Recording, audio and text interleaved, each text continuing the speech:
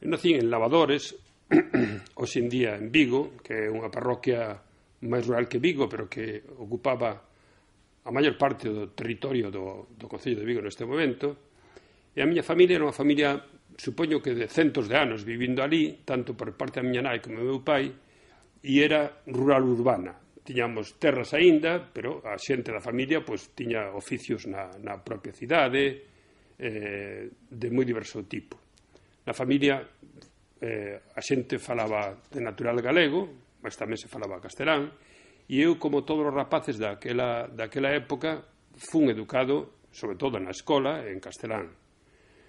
Fun ao Instituto Santa Irene de Vigo, por certo, o mellor recordo que teño dos meus estudios, e estudiei 3 carreiras na miña vida, e ali o problema do galego non existía, é dicir, non falaba galego ninguén, por lo menos diríamos en canto clases, etc., aínda que os profesores daquela eran profesores que recordo con agrado porque eran excelentes, non?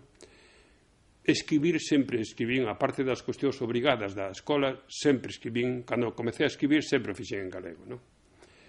E, por tanto, non podería decir en que momento foi, pero, vamos, escribín sempre, en canto fun, diríamos, un adolescente con conciencia do que pasaba, pois sempre pertenecín ao ámbito do galeguismo ou do nacionalismo, non? Estudiei primeiro na Escola Industrial de Vigo, despois estudiei na Escola de Enxeñeiros de Bilbao e na de Madrid, de Enxeñeiros Industriales Superiores, e por fin fíxeme licenciado en Ciencias Económicas en Santiago, pero xa estaba traballando daquela en Citroën. A miña vida cultural e política, xa como unha persoa aínda novo, pois sempre a fixen en galego, non?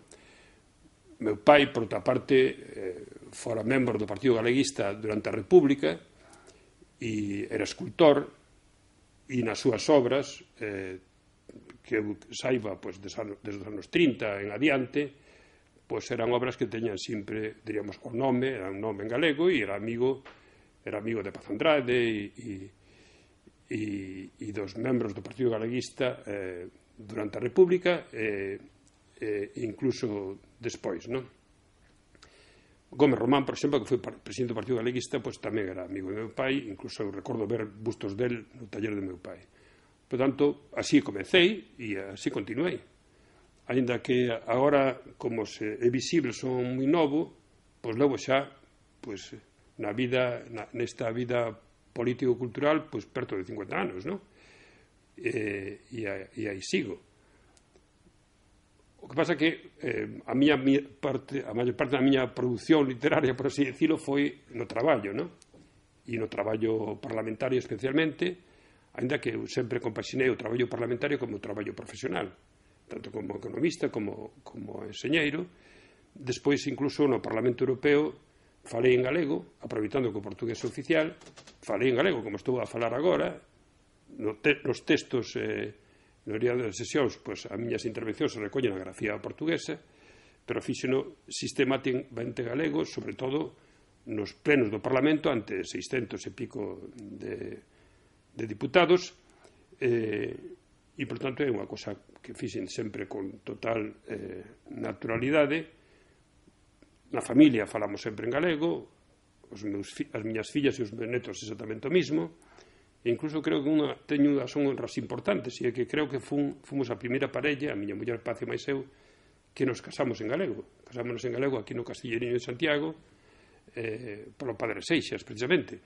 E iso non é unha cousa, diríamos, sin importancia, porque a nosa foi a primeira xeración que educou os fillos en galego. O sea, a pesar, todos os defensores do galego anteriormente, ou a inmensa maioría, desde o século XIX, non se desprenderan de que pertenecían meritoriamente a minoría del 5% que falaba castelán daquela, no século XIX, e en cambio defenderon o galego. E a ruptura cara as novas xeracións desa tendencia pois foi feita aínda pola nosa xeración. Por lo tanto, cando se fala de como está ou non está o galego hoxe, hai que pensar que nos anos 60 partíamos de cero, e agora xa estamos como mínimo no 50%. Por tanto, esa é a lectura que hai que facer do que pasa, sabendo que temos que ser o 100%, non?